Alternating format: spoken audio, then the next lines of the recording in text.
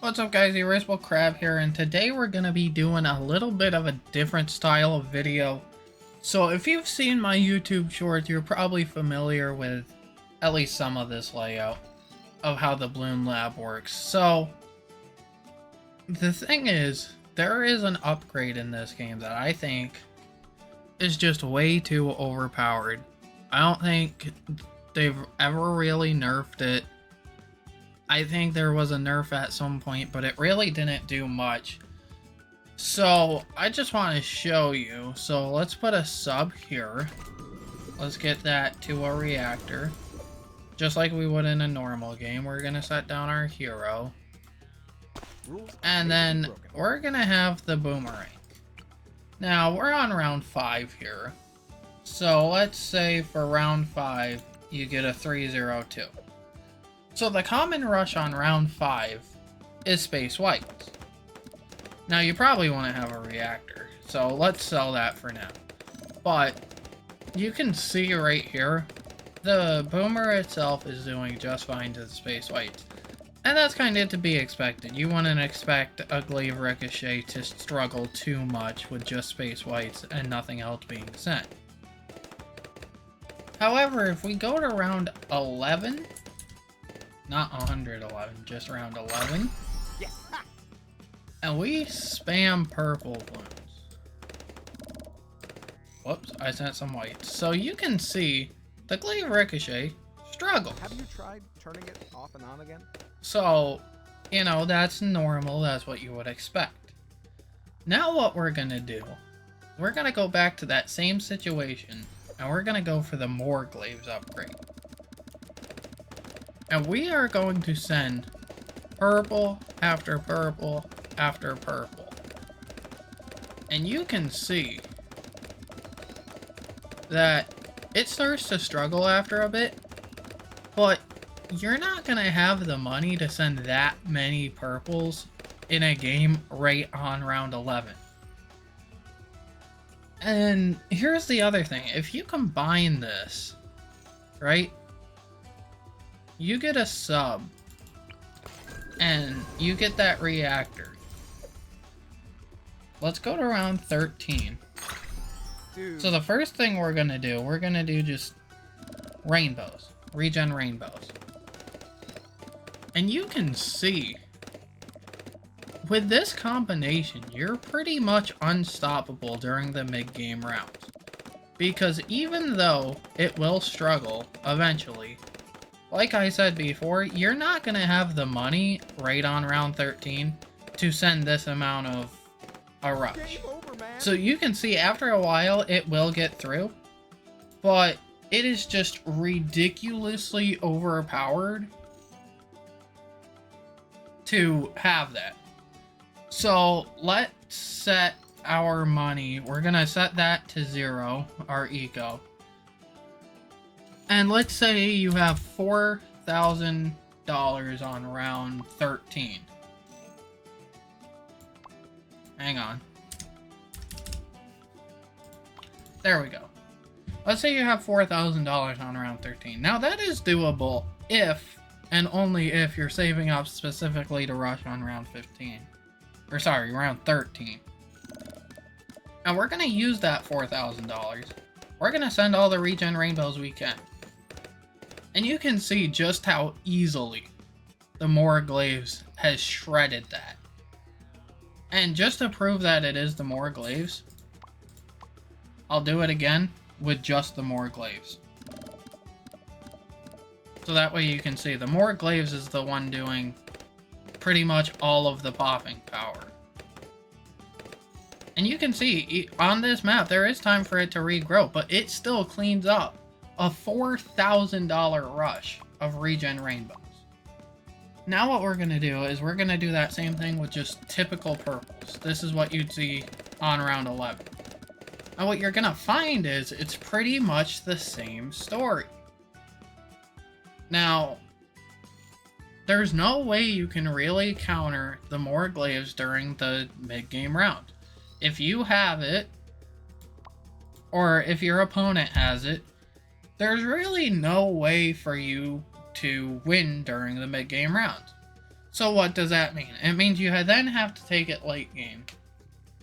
So let's say on round 13, right, you can send a regen ceramic for 240.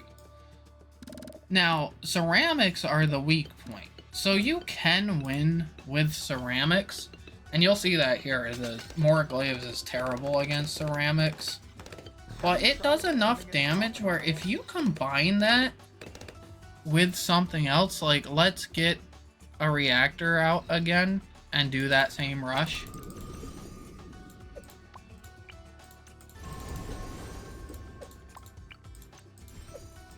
We'll zero that, set that to 4,000, reset our lives. And we're gonna do that exact same rush.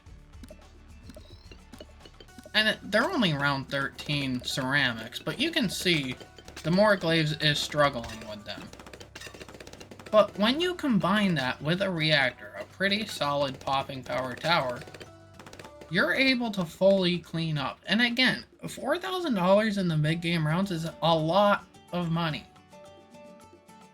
So this is why I'm making this video, because I'm hoping that you guys are seeing right now what I mean when I say the moar glaives is pretty overpowered. And this is coming from somebody who got up to ZOMG Superdome back in early battles too, when you really had to be good to get up to those higher arenas and you didn't just have to grind. I got up to ZOMG Superdome and got halfway through that arena on the old ranking system simply with this strategy right here. All I did. So I'm telling you from experience, I think this is overpowered. Now, if we set this to round 17, Awesome. Obviously you'd probably have better defenses by then. So let's say you save up, let's say $4,000 was enough in the mid-game rounds where you think you can win with a regen rainbow rush if you sent a bigger one. So let's say you save up 6,500. And we're gonna do the same test with regen rainbows with just the moar glaives. As you can see here, it does have its limits, but the problem is the limits are not reachable by normal game standards. You're not going to be able to get $6,500 in the mid-game rounds and defend if you're playing in a higher arena where your opponents know what they're doing. So let's do that again. And instead of having that, let's say you have a village. You have your grow blocker, you have your radar scanner, and let's say you've got the primary train, a 320 village. I think that's pretty good for what you would expect on round 17 from an average game. So we're gonna set it to 6,500, and we're gonna do that same regen rainbow rush. And you can see with the grow blocker, it pretty much makes this rush as ineffective as possible.